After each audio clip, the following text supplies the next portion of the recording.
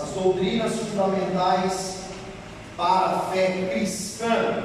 Os irmãos que estão de posse do livro, página de número 115, nós vamos para a unidade 3, as bases da igreja. Falaremos um pouquinho sobre a primeira e a segunda carta de Paulo aos Coríntios, também os dons espirituais e a ceia do Senhor. A segunda carta aos Coríntios, a igreja de Deus que precisava de ajustes, e também a primeira e a segunda carta de Paulo aos Tessalonicenses. Gente, na página 115 está aí a proposta do livro, o capítulo de número 1, e é a primeira carta aos Coríntios, que o livro trata como uma igreja carnal. Irmãos, não é o escritor do livro somente que chama a igreja de Corinto de uma igreja carnal. O apóstolo Paulo, lá na primeira carta, capítulo 3, versículo 4, ele vai dizer que os crentes, ou a maioria dos crentes em Corinto, eram pessoas carnais. Olha só, queridos, o cristão, nós, seguidores de Jesus, há 3 classes, 3 tipos de crentes, pessoas que dizem crer em Cristo. São elas as espirituais, que realmente nasceram de novo, não vivem mais segundo a carne, mas segundo o Espírito. Também as carnais, e Paulo vai falar que existem pessoas que estão sob influência demoníaca. Então Paulo também fala de pessoas que estão sob influência demoníaca. Agora, o que nós precisamos entender? Paulo está enviando essa carta aqui, primeiro aos Coríntios, porque ele foi informado. Ele foi o quê? Informado por alguns irmãos que eram parentes, segundo o texto bíblico, de uma irmã chamada Chloe ou Chloé. A família dessa irmã testifica a Paulo que estava em Éfeso o que é que estava acontecendo na igreja de Corinto. Não há dúvida nenhuma que a autoria é de Paulo. Temos evidências internas e externas. Bom, Micael, me lembre o que são evidências internas e externas. Evidências internas, o próprio texto bíblico cita quem é o autor.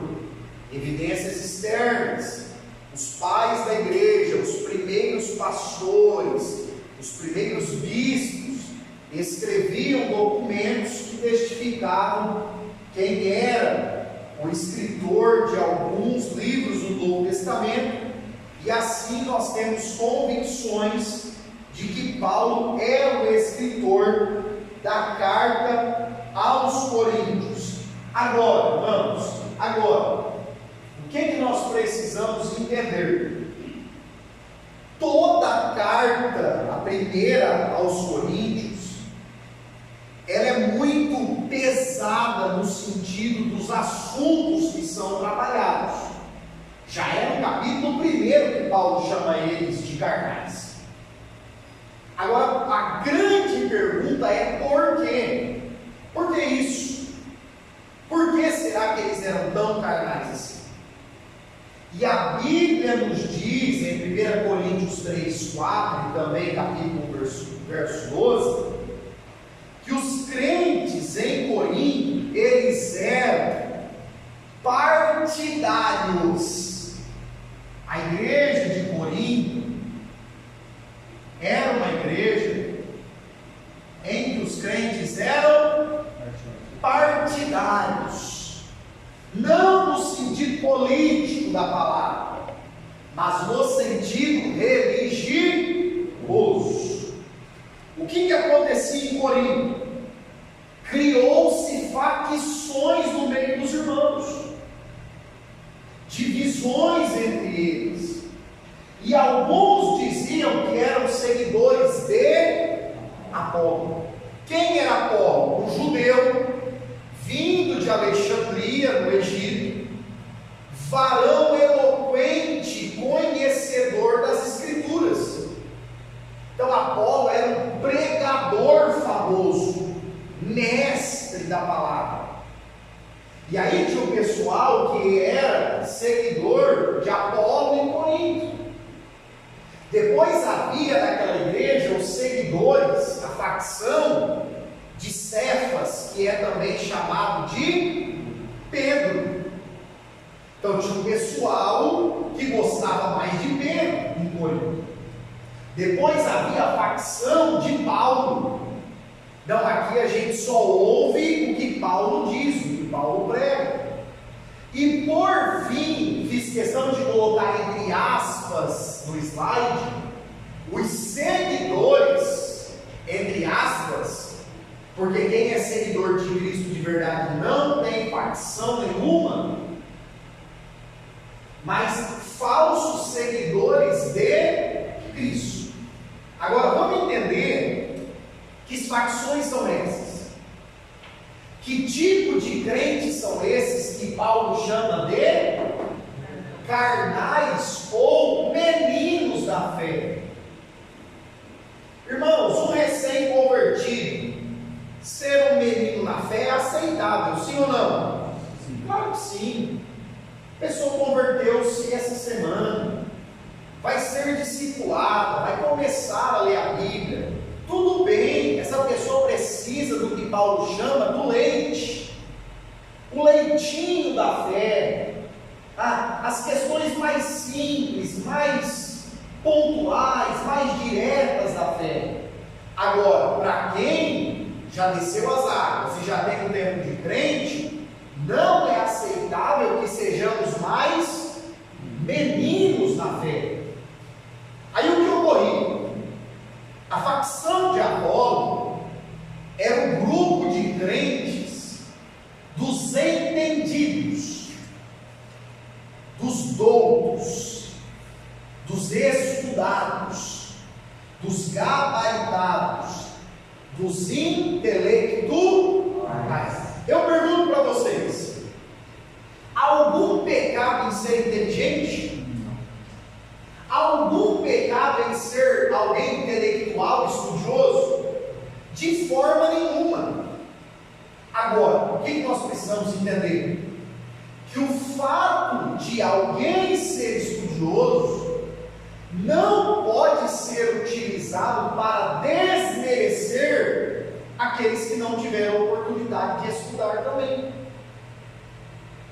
Infelizmente havia na igreja de Corinto, não deveria, mas há até hoje, alguém que diga: eu só vou ouvir a pregação deste pregador, deste pastor, que é muito estudado.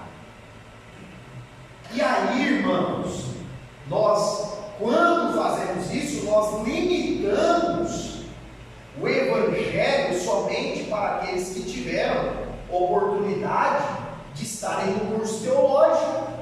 Graças a Deus nós estamos tendo essa oportunidade. Agora, há muitos irmãos que leem a Bíblia, que oram, que buscam a Deus, que não tiveram ou não terão essa oportunidade. E eles podem sim ter uma palavra de Deus que vai falar ao meio e ao seu coração. Amém? Então havia essa facção aí na igreja de Corinto.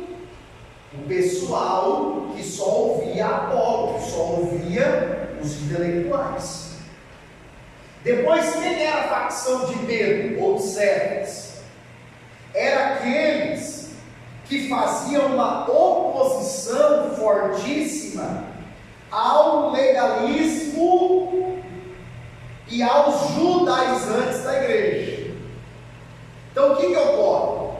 A facção de Pedro era assim: nós vamos ouvir, nós vamos seguir, nós vamos aí acompanhar somente quem é conhecedor da cultura judaica, dos ritos, dos preceitos da lei. Se você for conhecedor disso, eu vou parar para te ouvir.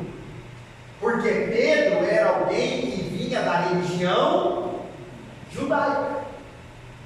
Você já percebeu que tem irmãos que amam ouvir aqueles pregadores que falam mais de judaísmo do que de cristianismo?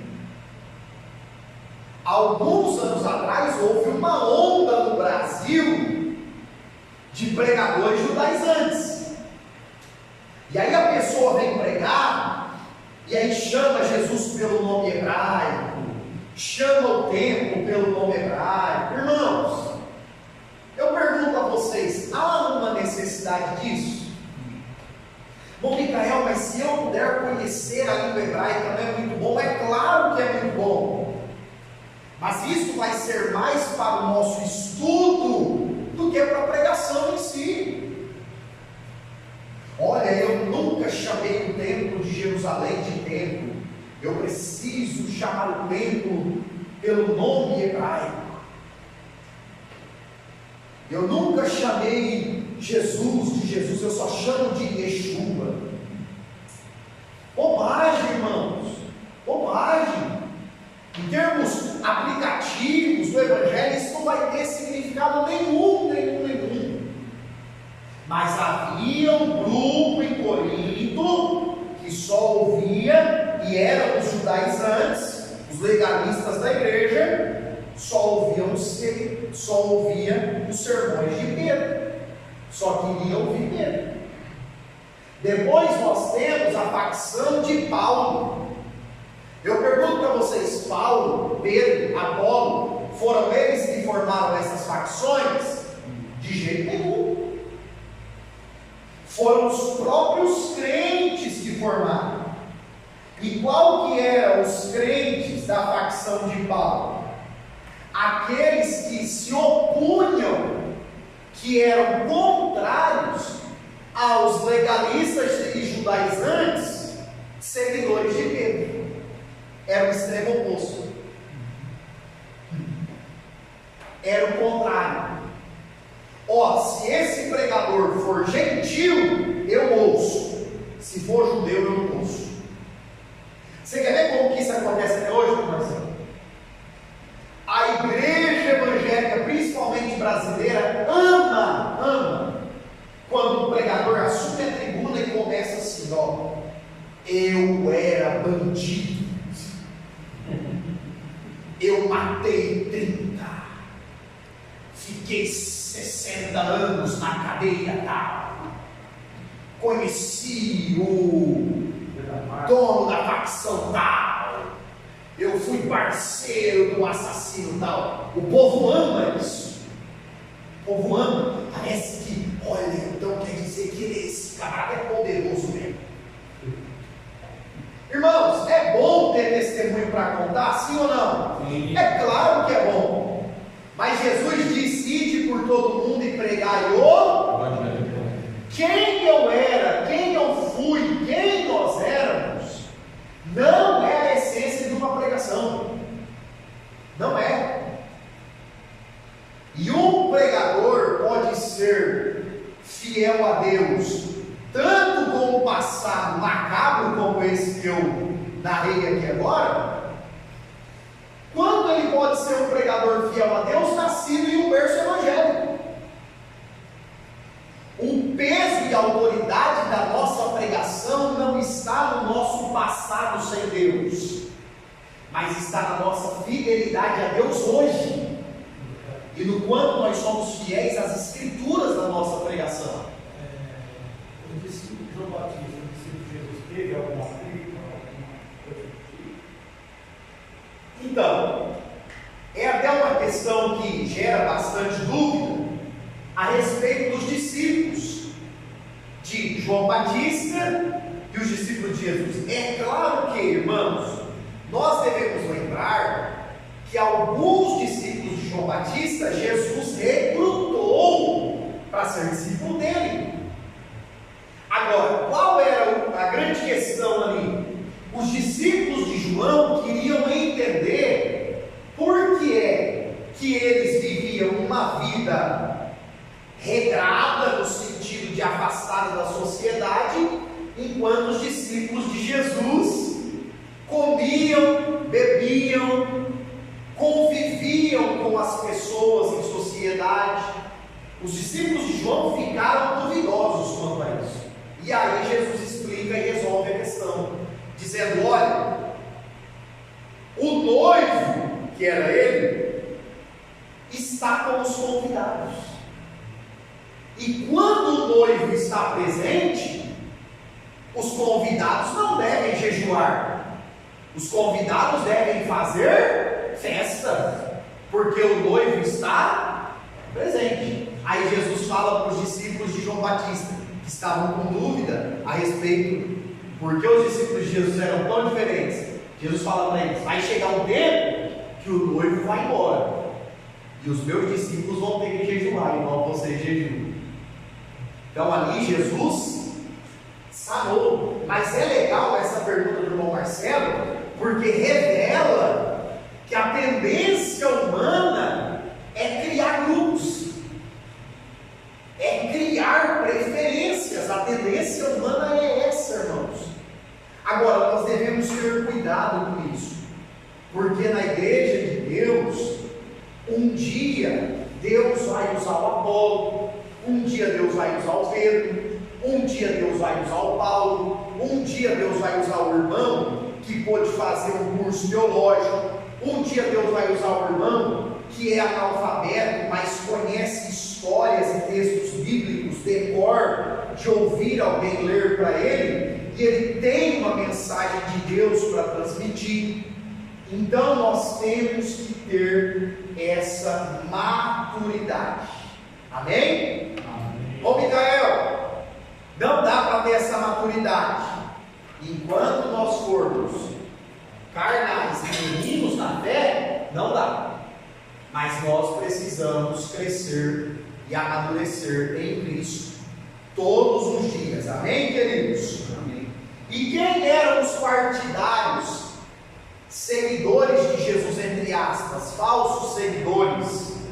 Porque seguidor de Jesus, eu repito, não tem facção. Quem eram os partidários de Cristo? Eram aqueles, irmãos, que faziam completa objeção. Eles eram completamente contrários a todos os outros pregadores e ensinadores. E eu vou exemplificar para vocês quem são. Sabe aquele tipo de pessoa que diz assim: eu não escuto ninguém? Conhece alguém assim? Eu não preciso ouvir liderança, não preciso ouvir pastor, não preciso ouvir pregador, não preciso ouvir professor, eu não preciso ouvir ninguém, não preciso sentar para ouvir ninguém. É eu e Deus só. Agora, nós vamos aprender aqui hoje que Deus deixou líderes, ensinadores, pregadores, profetas, evangelistas. Se Deus os deixou, como é que eu vou entender que não preciso sentar para ouvir ninguém? Há uma máxima filosófica no meio religioso que diz: quem não se assenta para aprender, nunca vai estar apto a ficar de pé para ensinar. E esse estar apto para ensinar não é só uma pregação no culto, em tudo. Nós precisamos aprender continuamente para estarmos prontos a ensinar. Amém, meus irmãos? Amém. Vamos avançar. Olha só, Paulo também traça aí uma linha na sua epístola, mostrando sempre que o foco do cristão deve estar em Cristo. Devemos imitar a Cristo devemos seguir os passos de Cristo. É por isso que a carta aos Coríntios, apesar de ser uma carta aos olhos humanos bem dura, ela é uma carta bastante cristológica também, porque Paulo vai mostrando o exemplo de Cristo. No capítulo 5, irmãos, surge o assunto, a necessidade, Paulo apresenta, daquilo que é chamado de disciplina, ou disciplinar. Quem é que Paulo diz que deve ser disciplinado? Os iníquos. Repita comigo: iníquos. Iníquos.